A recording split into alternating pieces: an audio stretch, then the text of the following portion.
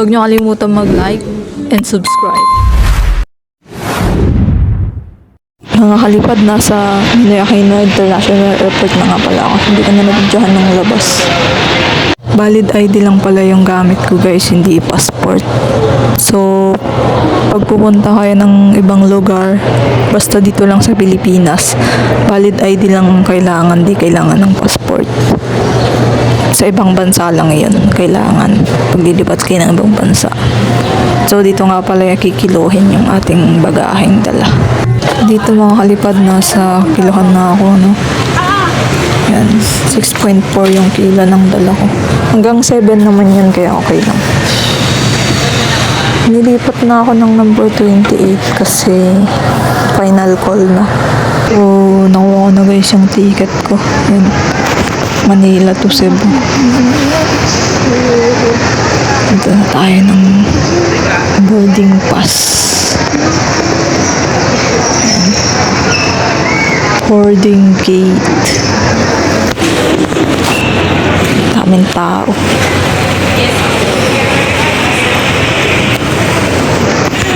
Papacheck natin dyan yung ating ticket.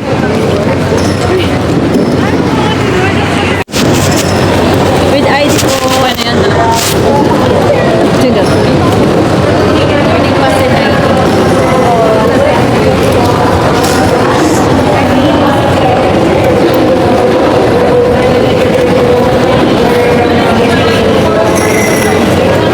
Next, pila na tayo para sa x-ray ng ating gamit. Dito na natin malalaman kung pwede ba ang drone. Sa paglagpas ko dyan, saka ka magtatanong sa guard, syempre. Tanongin natin ang mga guard na nandyan.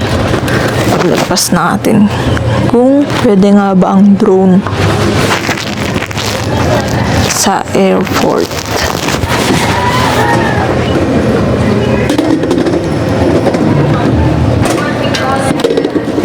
Mga kalipad, bawal na nga pala dito mag-video, kaya papatay na natin.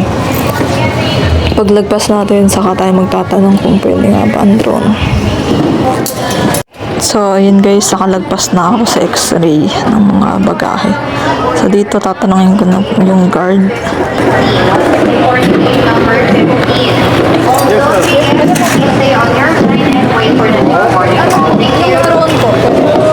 Yes ma'am.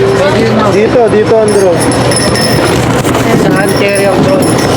Pwede lang po. Yung pinaka-drone, pwede sa bagahe. Pero yung battery niya po, kailangan talaga. So, yun mga kalipad, pwede daw ang drone sa airport, no? So, susunod, pag magdadala kayo ng drone, tanggalin nyo na agad yung battery. Pwede ang drone. Pero di ka na dinala. Oh, 15 lang pala, oh. 15. 16, 18. Once again, requesting to all remaining passengers on our Asia flight, 611 for the 27. once again, 611 bounding for the UC 816. Zone 3. Zone 1.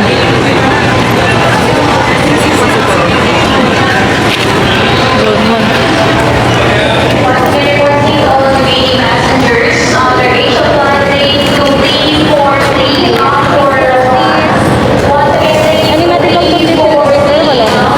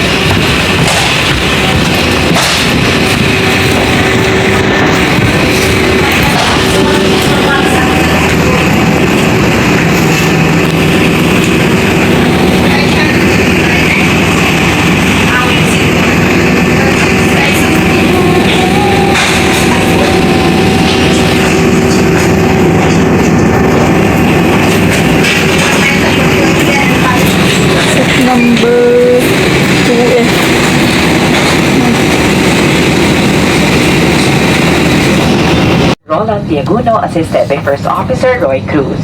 And I'm Isha, your senior cabin crew, and together with me in the cabin, our senior cabin crew Alvin, cabin crew Josel, and Kevin. This flight will take 1 hour.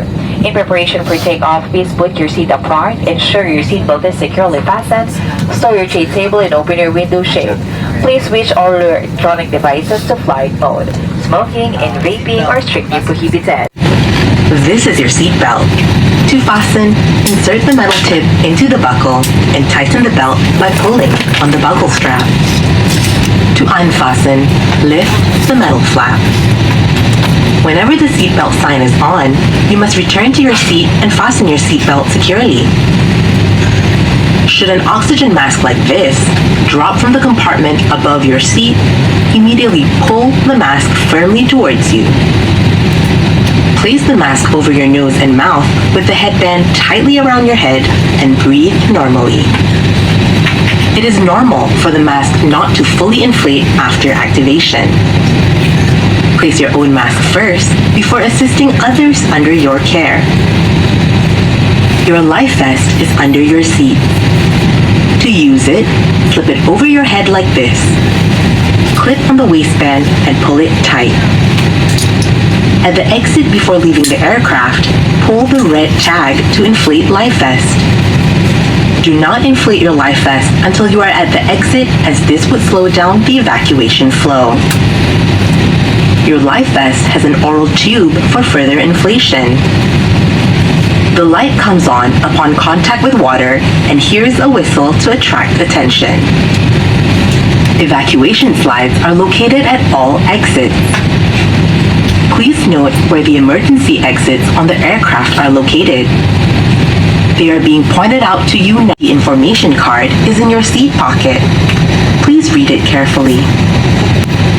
Passengers seated next to an emergency exit are requested to study the operation of these exits in the safety card.